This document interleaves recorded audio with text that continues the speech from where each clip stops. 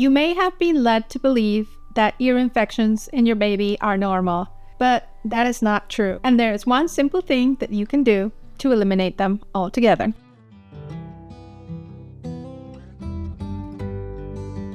Hi, my name is Gabby. If you're new to my channel, I provide tips for childcare and everything you need to achieve motherhood bliss. It is true that babies are more prone to ear infections due to some physical factors, but it is not true that your baby has to endure these infections all the time. I am actually very shocked by the amount of babies that require to have installed tubes in their ears to overcome these infections because they're happening so often. But there is one thing that you can do to prevent them, and that will probably eliminate them altogether. My children, who are now 7 and 9, never had an ear infection during their infancy, during their toddlerhood, or even to this day, thanks to this tip that I'm going to give you. Stay tuned to the end of the video as I will show you that simple thing. It is interesting how in my country, Mexico, this is not a common occurrence.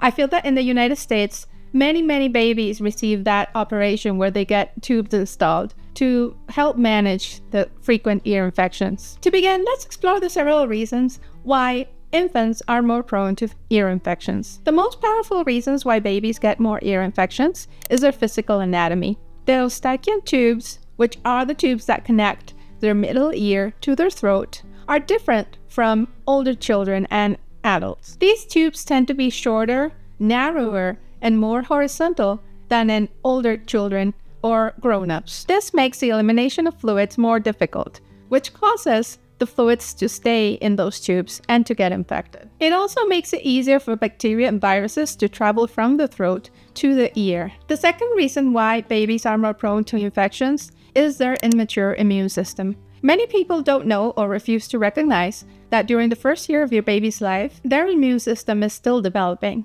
And it is very important to maintain good hygiene during those times. To prevent frequent ear infections, remember to always keep good hygiene and wash your hands often.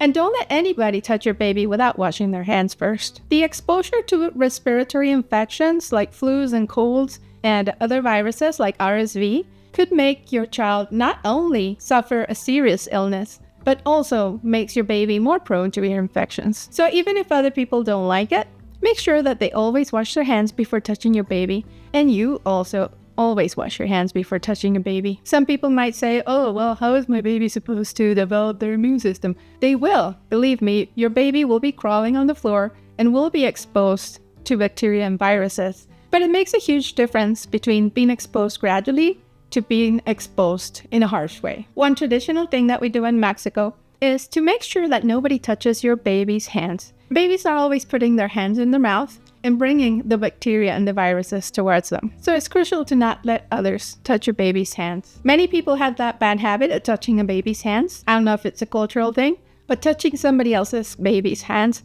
is something that should be avoided. And for all those that are saying, oh, I want my kids to grow up in the mud and to play with the bugs and get dirty, and yeah, there's going to be plenty of time for that. But the first year of a baby's life is very important to take it slow and to keep your baby protected because, like I said, the immune system is not ready for that yet. Other things that make a baby prone to ear infection are the use of pacifiers. If those pacifiers are not cleaned regularly, this could cause the introduction of bacteria and viruses into your baby's mouth and therefore to his or her ears. Also, the motion of chewing tends to irritate the ear canal. I discovered that the hard way when my child became a toddler and started chewing gum. He started chewing gum too often, and that irritated his ear canal, and he ended up with an earache. He didn't get an ear infection, but he ended up with an earache. The next thing that will make your baby prone to ear infections is the horizontal positioning. Instead of leaving your baby lying horizontally all the time, try to prop him or her up in a vibrating baby seat, in a bouncy seat. That will aid with the drainage of the fluids from the ear. When a baby is horizontal too long, the fluids in the ear accumulate and make it an environment more prone to an infection. Another time in a baby's life that can cause ear infections is when they're teething. When the baby is teething, he or she drools a lot. And that drooling tends to accumulate a lot of fluid in the mouth, and this fluid could also travel to the middle ear, which creates a favorable environment for bacterial growth. When the baby's airways are irritated by viruses or bacteria or smoke, your baby will be more prone to ear infections. If your baby is exposed to smoking, that is something that irritates your baby's airways. Something that is more out of your control are allergic reactions. If your baby has allergies, his or her airways will be irritated. So now we've come to the good part. How can you prevent ear infections? Well, knowing all these factors that I just told you can help you prevent those ear infections. Like I said, by keeping good hygiene, washing your hands often, exposing your baby less to bacteria and viruses in their environment, not being in a smoker's environment, limiting the use of a pacifier and keeping that pacifier clean will help a lot. One more thing that will definitely prevent ear infections is also breastfeeding or bottle feeding your baby while holding your baby. Propping up a bottle completely vertically will lead to the accumulation of that milk in your baby's throat, and some of it might even end up in the middle ear. Babies who are bottle fed are more prone to ear infections due to this mistake. So if you're going to bottle feed your baby, try to hold your baby in a way that you can hold the bottle in a less vertical way.